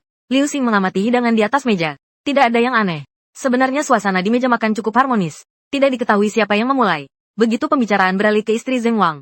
Seketika itu juga menjadi seperti kuda liar yang lepas kendali. Dan berkembang ke arah yang tak terkendali. Akhirnya Zeng Wang tak tahan lagi. Dia bangkit dan membalikkan meja. Cukup sudah. Adik perempuannya tidak mati. Dia hanya hilang. Disembunyikan oleh seseorang. Aku pasti akan menemukannya. Dada Zeng Wang naik turun dengan hebat. Raut wajahnya tampak obsesif dan tidak wajar. Wajah orang di belakangnya berebut untuk melepaskan diri dari tubuhnya. Satu persatu membuka mulut lebar-lebar, berteriak tanpa suara. Laolin menjatuhkan sumpitnya, bangkit dan menunjuk hidungnya. Lihatlah dirimu sekarang. Apa-apaan ini? Apakah kamu masih merasa belum cukup banyak orang yang kamu bunuh? Cahaya kemasan memancar dari mata cekung Zeng Wang. Saya tidak bersalah. Mereka harus membayar harga karena menyamar sebagai istriku. Lao Lingqi memegangi dadanya. Gemetar cukup lama dan tak bisa berkata-kata. Akhirnya, dengan kecewa, dia berbalik dan pergi. Bagi Zeng Wang, perilaku Nyonya Wu seperti ini sungguh memalukan. Dia berteriak-teriak seperti orang gila. Dia merusak segala sesuatu di halaman. Dia menghancurkan semua yang bisa dihancurkan. Berusaha menarik perhatiannya dengan cara seperti itu. Aku tidak gila. Semua yang kukatakan benar. Semua itu benar. Hanya aku yang memeluk elang berdarah. Berdiri lemah dan tak berdaya di sudut terpencil. Menyaksikan sandiwara ini. Sesekali menghindar dari kayu bakar yang dilemparkan.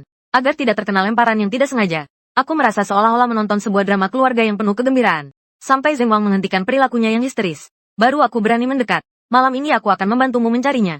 Istrimu. Tapi, apa kamu punya cara agar aku bisa mengenali dia? Atau apakah ada benda yang bisa mendeteksi keberadaan istrimu? Mendengar itu, Zeng Wang menatap tubuhnya dengan bingung.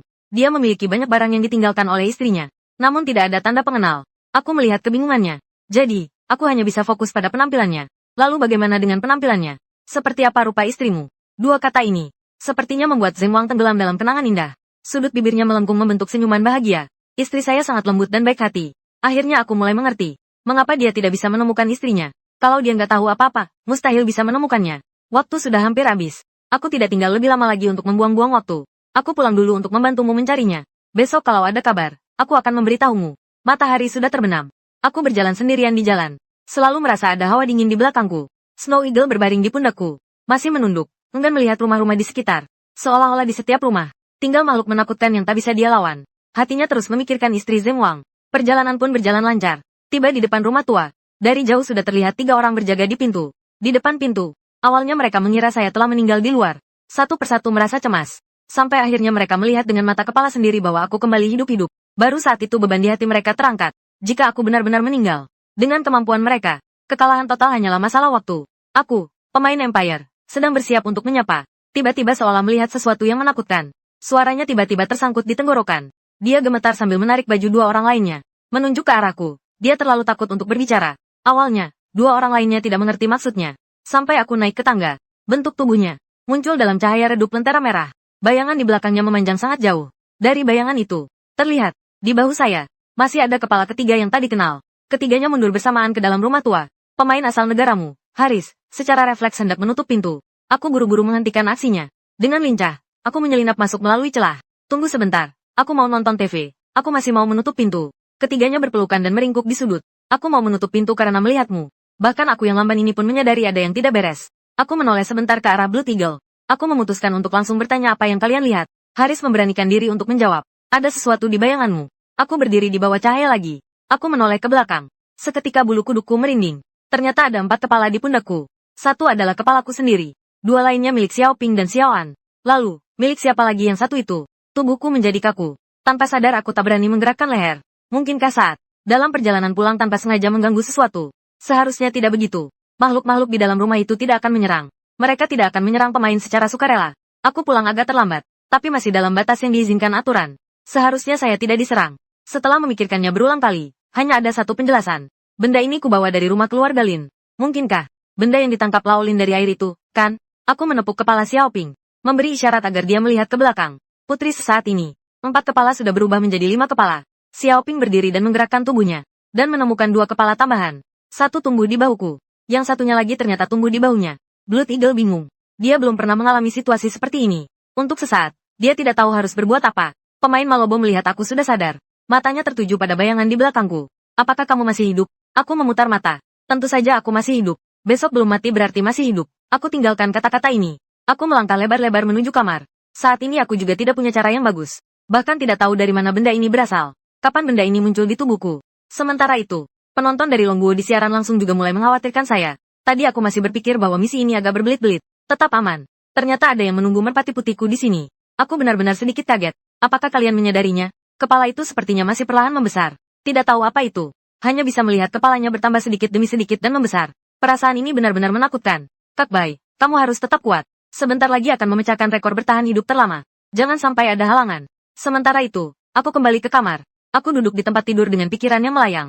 Aku pikir dengan adanya jari emas, segalanya akan berjalan lancar. Ternyata tetap saja mengalami kegagalan. Aku bahkan tidak tahu kapan aku terjebak. Dungeon aneh ini penuh bahaya. Aku memang terlalu ceroboh sebelumnya. Petunjuk yang diketahui terlalu berantakan. Kurangnya informasi penting membuatku tidak bisa menenangkan diri dengan efektif. Karena alasan yang tidak diketahui, saya hanya bisa berjaga di depan pintu. Ruangan itu sunyi, hanya tersisa suara napasku. Apakah aku akan mati? Tepat pada saat itu, sepasang tangan yang sedikit dingin dengan lembut menyentuh dahiku. Suamiku, otot-ototku yang tegang, melunak oleh panggilannya yang lembut. Aku tidak terburu-buru bangun, melainkan menggenggam tangannya dan menggosokkannya ke pipiku. Aku baik-baik saja, pengantin hantu. Aku tidak menarik tanganku, melainkan membiarkanku memegangnya. Apakah suamiku sedang memikirkan hal ini? Mendengar kata-kata itu, aku mengangkat kepala, dan melihat di belakangnya. Berdiri makhluk berbentuk manusia yang gelap gulita. Berdiri dengan patuh di tempatnya, tak berani bergerak. Perutku terasa mual. Ribuan kata pada akhirnya hanya tersisa menjadi satu kalimat. Terima kasih. Untuk lagu pengantin. Jari-jarinya menggaruk-garuk telapak tanganku. 2 kali, suami dan istri adalah satu kesatuan. Saat kami bersatu, aku malu-malu menundukkan kepala. Adegan yang murni dan hangat ini. Penonton di ruang siaran langsung tertegun. Penonton dari Tiongkok belum mengatakan apa-apa. Justru penonton asing yang mulai mengumpat. Bukan saya yang bertanya. Apa yang sedang dilakukan ini? Aku bilang. Sebelumnya, pengantin hantu itu bersikap aneh padanya.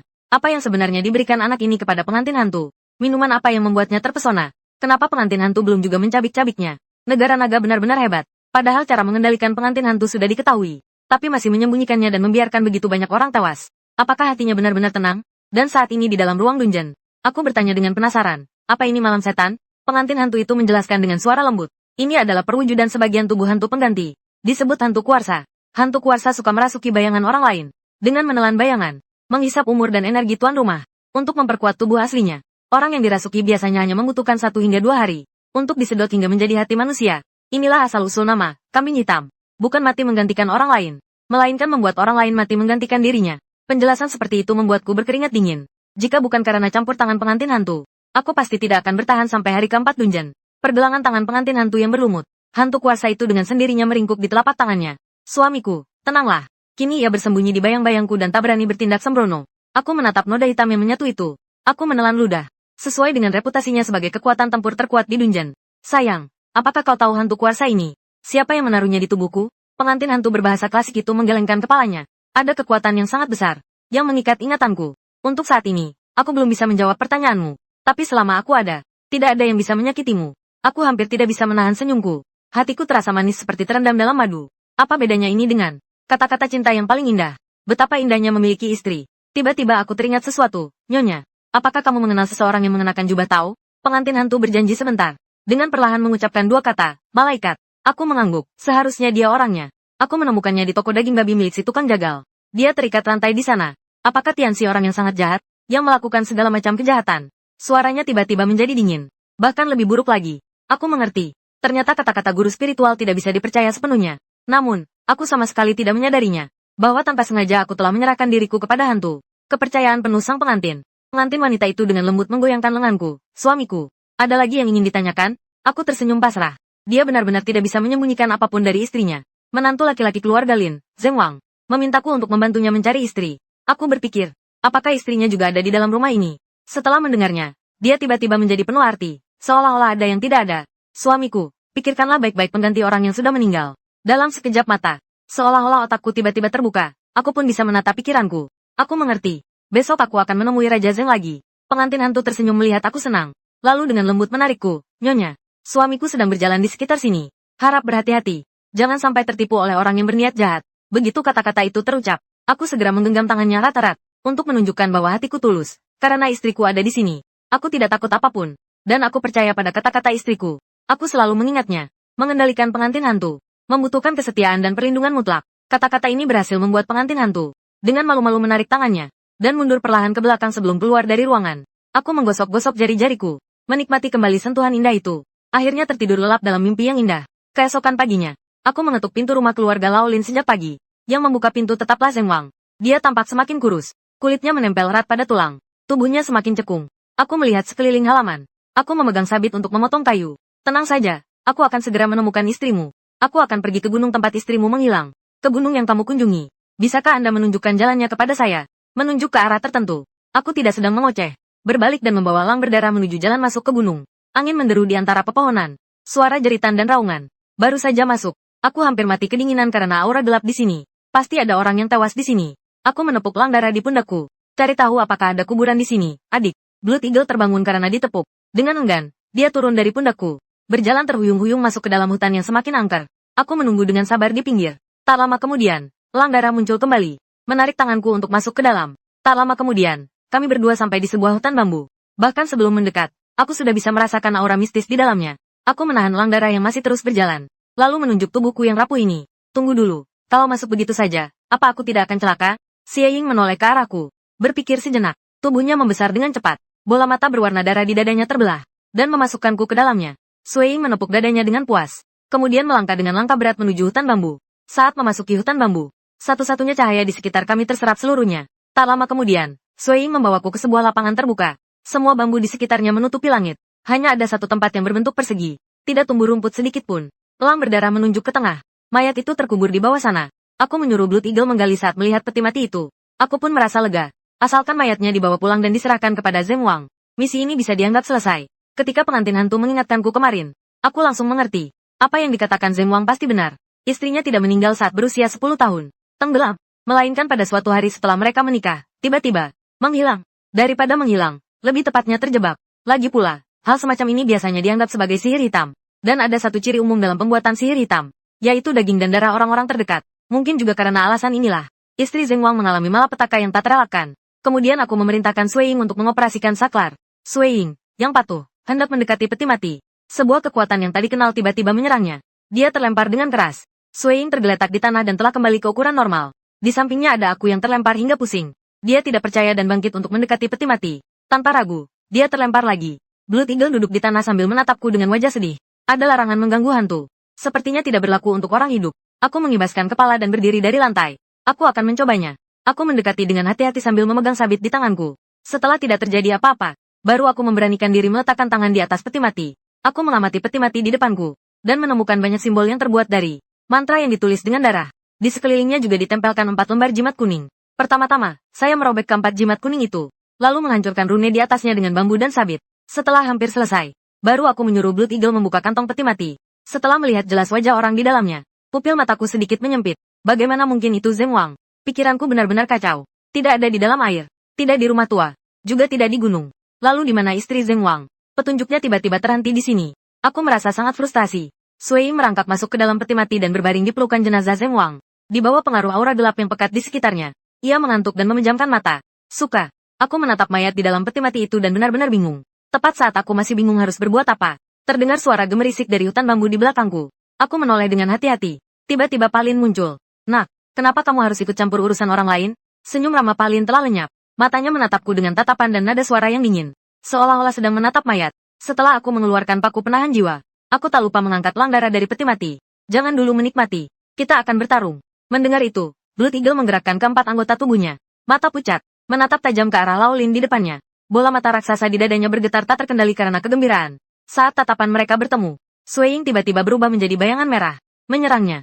Laolin tidak menghindar. Sudut bibirnya melengkung dengan dingin. Tubuh tengkorak itu membesar seperti balon. Melihat hal itu, aku tidak ragu sedetik pun. Aku berbalik dan berlari. Aku melompat masuk ke dalam peti mati. Aku memeriksa tubuh Zeng Wang dengan cepat. Tanpa basa-basi, aku menggendong mayat itu dan berlari kencang menuju kaki gunung. Xiaoping, Xiaan, jangan berkelahi lagi. Cepat ikuti aku, teriakku sambil berlari. Elang berdarah mendengar suaraku. Dalam beberapa lompatan, dia mengejarku yang ada di depan. Dia mendarat dengan mantap di bahuku. Aku meletakkan mayat itu di tengah halaman. Zeng Wang, cepat keluar. Tolong selamatkan aku. Zeng Wang perlahan keluar dari pintu. Matanya melintas ke arah mayatnya sendiri di tengah halaman. Ketenangannya tiba-tiba meledak. Kamu telah menemukan guru dan muridku. Aku segera mengangguk. Benar, benar. Yang kutemukan ada di dalam hutan bambu di gunung itu. Nanti aku jelaskan lebih detail. Bisakah kamu menghentikan 2 orang di belakang itu dulu? Laolin sudah masuk ke mode amukan. Berlari dari kejauhan. Tidak jauh beda dengan Teng Liang. Dasar bajingan. Aku akan membunuhmu. Jangan ikut campur. Hari ini adalah hari kematianmu. Zeng Wang mengerutkan bibir dan alisnya sambil berkata, langkah maju. Melindungiku di belakangnya. Saat ayah dan anak tetangga mendekat, mayat Zeng Wang tiba-tiba membuka mata dan melompat. Kulitnya pucat. Tampak tak beda dengan mayat hidup. Kebencian yang terpendam bertahun-tahun meluap. Anginnya begitu kencang hingga hampir membuat mataku tak bisa terbuka. Di tengah tangisan yang penuh emosi, Zeng Wang pun berlari ke depan dengan punggung penuh wajah manusia. Dan mayat zombinya sendiri menerjang ke depan. Aku langsung memalingkan muka, tak berani melihat. Aneh. Kekejaman pertarungan itu mendekati batas ketahanan manusia. Demi keselamatan diri, saya memutuskan untuk menyingkirkan rasa ingin tahu yang tidak penting. Sekitar 10 menit kemudian, suara tarikan di belakangku baru berhenti. Aku berbalik, dan melihat tubuh Laolin yang kurus kering tergeletak di tanah. Aura di sekeliling Zeng Wang semakin menakutkan. Keringat dingin langsung mengalir di dahiku. Aura ini ternyata lebih menakutkan daripada boneka. Aku memeluk Sui Yin sambil meringkuk di sudut. Bahkan napasku pun menjadi jauh lebih pelan. Takut dibunuh oleh Zeng Wang yang mengira aku musuhnya. Zeng Wang mengulurkan tangannya dan mencengkeram kepala Laolin. Ayah mertua, aku tanya sekali lagi. Kemana istriku pergi? Aku mencintai istriku. Aku rela mengorbankan segalanya untuknya. Bahkan nyawaku. Apakah kamu mengerti? Ayah mertua. Orang-orang di belakang Zeng Wang secara serempak mendekati Palin. Seperti rasa dingin yang menusuk saat dipandang oleh belasan ular berbisa. Membuatnya menggigil. Yang lebih menakutkan lagi, mereka tiba-tiba berbicara bersamaan. Jadi jangan bohongi aku lagi. Di mana dia? Laolin sudah mati. Jadi dia sama sekali tidak takut mati lagi. Yang dia takuti adalah siksaan tak berujung yang kejam dari Zeng Wang. Jika dia tidak bisa meninggalkan tempat ini selamanya, maka dia dan anaknya pasti harus hidup setiap saat di bawah bayang-bayang Zeng Wang. Tidak bisa meninggal dengan tenang. Dia meneteskan air mata penyesalan. Aku sama sekali tidak punya anak perempuan. Semua yang kukatakan padamu hanyalah kebohongan. Dulu, ketika istrinya melahirkan anak pertamanya, Anak itu meninggal karena kondisi fisiknya yang lemah sejak lahir. Istrinya menderita gangguan mental akibat kematian anak itu. Selalu murung sepanjang hari. Jika saja dia tidak kemudian mengandung Ling'er, mungkin istrinya akan menangis setiap hari dan menderita penyakit seumur hidup. Sayangnya, nasib tidak berpihak. Nasib justru mempermainkan mereka.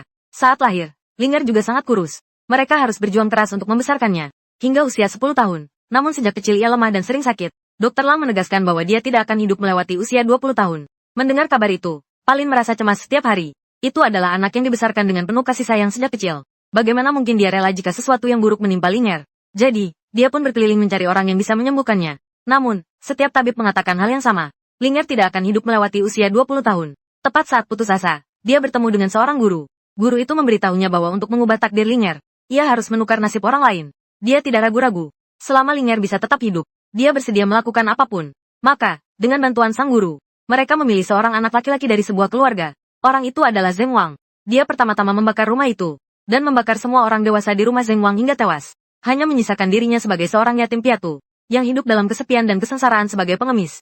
Lalu anak-anak di kota Su mengganggunya, menghina dia, sampai seluruh penampilannya menjadi gila. Menjadi orang gila yang kadang waras kadang tidak. Saat itulah dia muncul, menanyakan kepada Zeng Wang apakah dia bersedia menikahi putrinya, menjadi menantunya. Setelah dia setuju, dia membawanya ke rumah tetangga untuk dirawat. Zeng Wang karena sudah diputuskan, sering tidak bisa membedakan antara kenyataan dan hayalan. Setelah terlalu sering mendengarkan omelan mereka di telinganya, dia mengira dirinya benar-benar memiliki istri yang setia padanya, lalu bekerja tanpa mengeluh untuk mereka, sampai dia mencapai usia 20 tahun. Dengan bantuan sang guru, mereka membawanya ke hutan bambu di belakang gunung, dan membunuhnya dengan kejam. Setelah kematiannya, jenazahnya terus disegel dalam formasi, secara terus-menerus memberikan energi kehidupan kepada Ling'er. Berkat nutrisi darinya, kondisi tubuh Ling'er pun membaik, seluruh tubuhnya pun semakin sehat. Ketika aku mendengar kebenaran ini, aku juga terkejut hingga hampir tak bisa berkata-kata. Orang yang sudah saya cari selama 2 hari, kamu bilang dia tidak ada. Ya sudah tidak ada. Tak heran aku tak bisa menemukannya dimanapun. Tak heran di kamar Zeng Wang tidak ada. Tidak ada jejak kehidupan seorang nyonya rumah. Bahkan tidak ada sehelai rambut panjang pun. Tak heran dia jadi gila. Bahkan tidak ingat apakah dia punya anak. Tak heran. Semua petunjuk sebelumnya akhirnya terhubung, membentuk alur cerita yang utuh. Zeng Wang tidak menunjukkan sedikit pun reaksi emosional terhadap perkataannya. Hanya lengseng yang membantah. Jangan bohongi aku. Aku tahu istriku selalu menungguku. Laolin meringkuk di lantai sambil mengumpat dengan keras. Gila. Kau benar-benar gila. Itu karena kamu orang gila yang paranoid. Itulah sebabnya selama bertahun-tahun, kami tidak memberitahumu kebenarannya. Kamu yang tidak mau percaya. Kamu tidak mau percaya bahwa dia tidak pernah ada. Aku tidak pernah melahirkan seorang putri. Zeng Wang tidak pernah meninggal. Aku malas mendengarkan lagi kata-kata yang sudah kudengar berkali-kali. Dia menatap orang di belakang guru dan muridnya. Bahkan secara sukarela menempel di belakang guru dan muridnya, yang mengikat keduanya erat-erat. Setelah melakukan semua itu, baru kemudian dia berjalan perlahan ke hadapanku. Kamu sudah menemukan istriku. Aku agak bingung. Aku tidak bisa memberitahunya kebenarannya. Melihat aku tidak bicara, Zeng Wang perlahan mengeluarkan suara satu suku kata yang penuh keraguan. Aku sangat bergumul dalam hati. Akhirnya, dengan mengabaikan hati nurani, aku menarik pelang darah ke depan tubuhku. Tidak ketemu. Tapi aku berhasil mencari tahu sedikit tentang keberadaannya. Pernahkah kau mendengar ungkapan, ikatan ibu dan anak? Xiaoping dan Xiaoan adalah anak-anak kalian. Dimanapun istrimu pernah pergi, mereka bisa merasakannya. Xiaoping dan Xiaoan terlihat bingung. Bagaimana bisa mereka tidak tahu bahwa mereka memiliki kemampuan seperti ini? Aku berusaha keras untuk tetap tenang.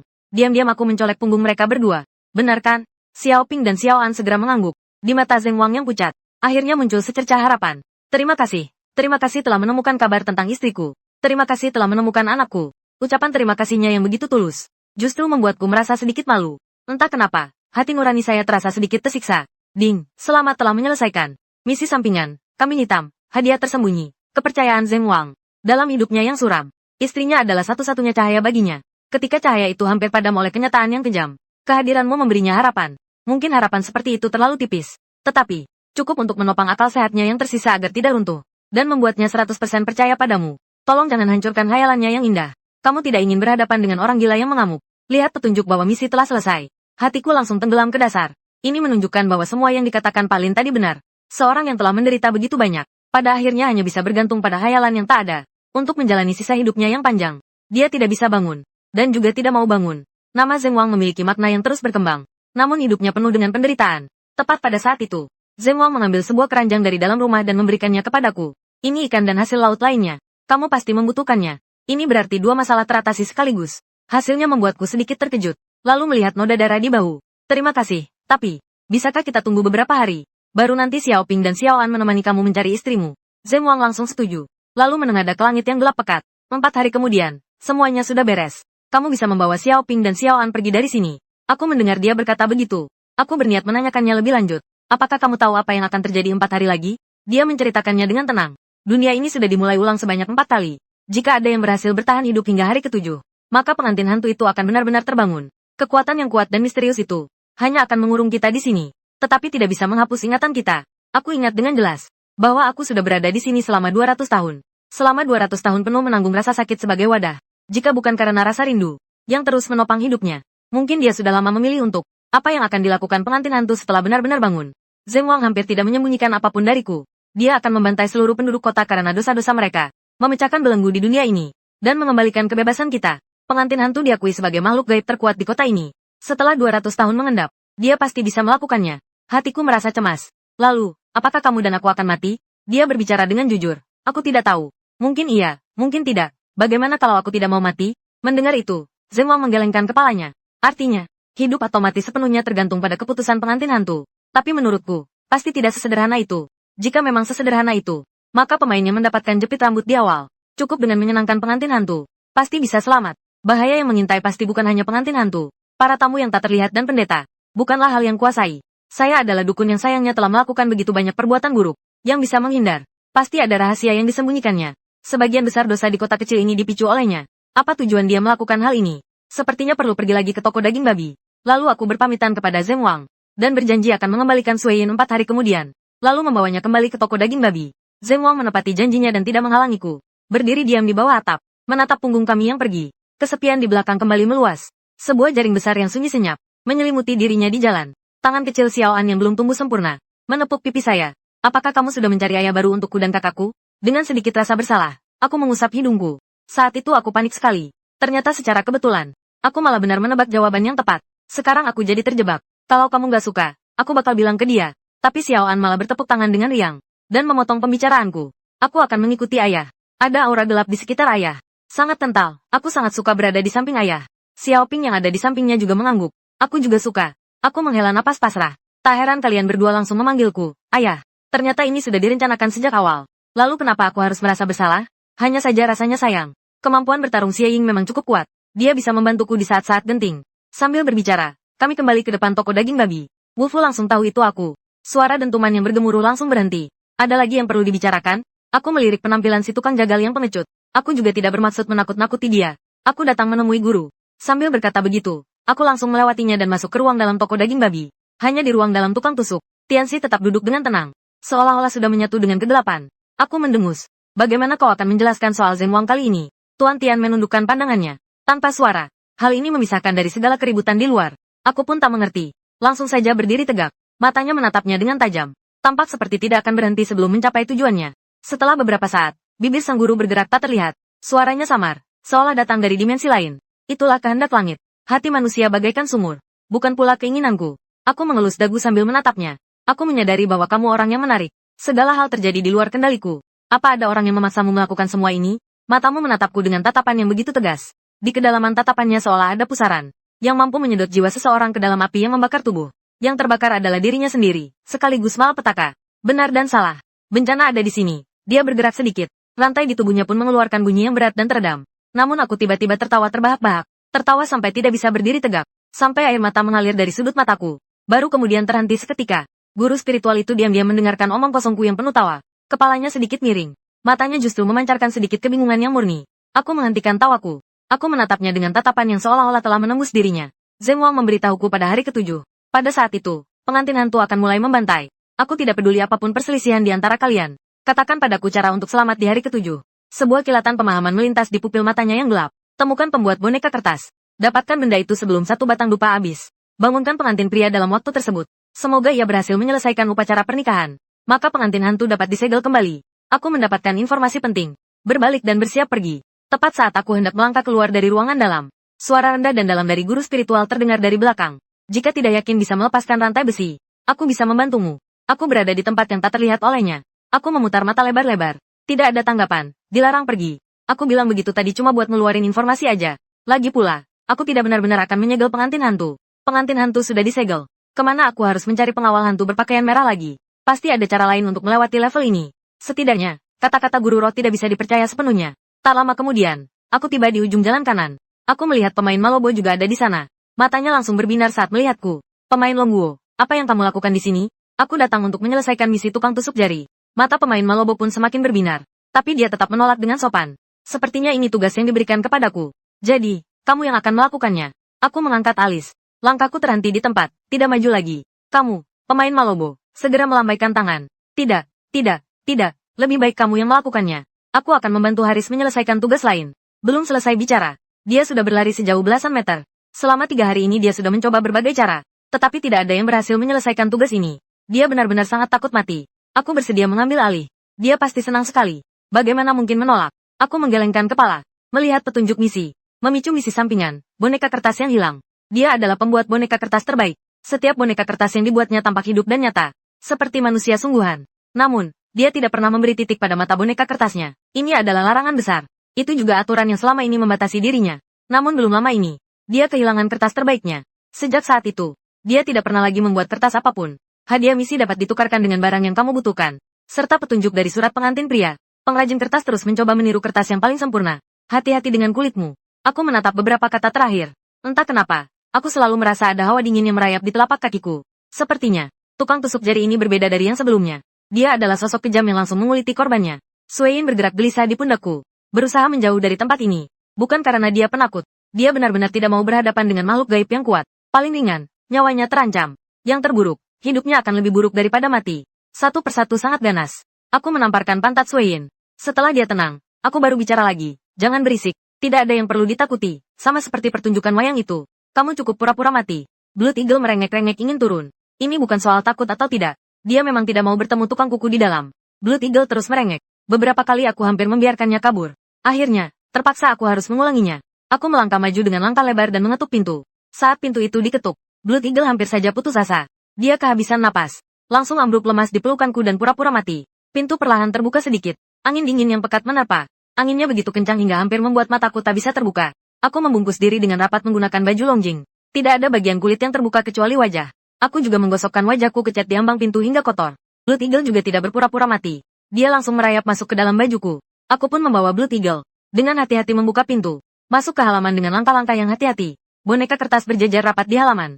Hampir tidak ada sudut yang tidak dipenuhi boneka kertas ini. Dengan ekspresi dan pose yang beragam. Jika bukan karena lubang di tempat mata mereka. Dan tidak ada titik mata. Jika dilihat dari jauh, mereka benar-benar tampak seperti sekelompok orang sungguhan. Tidak terlihat jejak pembuat boneka kertas. Saya mencoba masuk. Baru saja melangkah masuk ke halaman. Semua boneka kertas itu tiba-tiba menoleh secara bersamaan. Mata kosong mereka menatapku dengan tajam. Aku langsung membeku di tempat. Tak berani bergerak sedikit pun. Makhluk mirip manusia memang terlihat menakutkan. Boneka kertas adalah yang paling menakutkan di antara mereka. Hanya dengan ditatap seperti itu, keringat dingin di punggung sudah tak tertahankan. Aku berdiri diam di ambang pintu, terjebak dalam kebuntuan selama setengah jam. Di bawah tekanan psikologis yang sangat besar, seluruh tubuhku tegang hingga berkeringat dingin. Situasi ini mengacu pada penolakan tukang jahit untuk menemui saya. Atau apakah saya melewatkan sesuatu? Oh ya, ahli akupuntur itu terus mencoba meniru jari yang paling sempurna. Maka pasti ada bahan yang kurang untuk membuatnya puas. Pintu di belakangnya belum tertutup. Aku mundur perlahan, lalu berlari ke arah bukit di belakang, sampai di rawa tempat Zeng Wang dikubur. Dengan bantuan Sueyin, memilih 2 batang bambu yang tumbuh paling subur, dan membawanya pergi.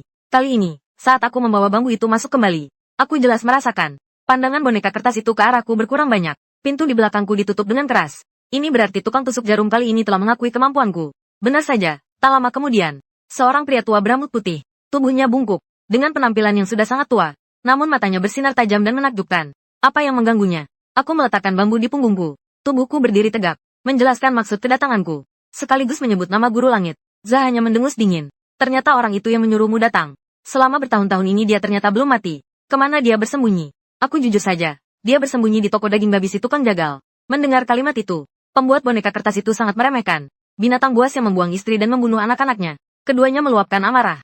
Bersekongkol. Sungguh pasangan yang serasi. Aku diam-diam memuji pembuat boneka kertas itu karena makiannya yang bagus. Kemudian, tatapan menyelidik pembuat boneka kertas itu kembali tertuju padaku. Kamu bilang kamu dibawa ke sini oleh pendeta.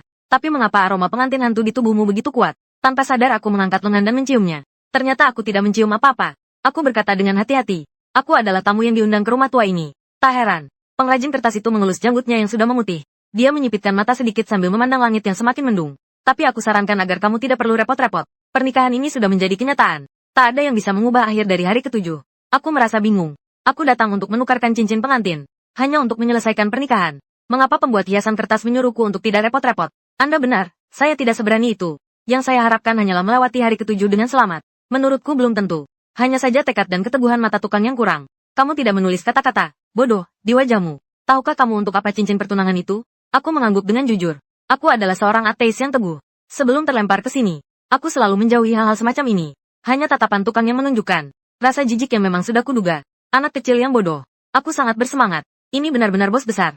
Wajahku sama sekali tidak menunjukkan rasa malu karena dimarahi. Semua ini adalah hasrat untuk belajar. Mohon bimbingan dari Patua. Pengrajin kertas melihat kerendahan hatiku. Ia pun merasa sedikit simpati padaku. Tidak apa-apa jika saya berbicara sedikit lebih banyak. Tanda itu melewati tanganku. Maka benda itu memiliki kekuatan untuk memikat jiwa. Begitu jatuh ke tangan sang guru, ia dapat menggunakan benda itu untuk mencuri.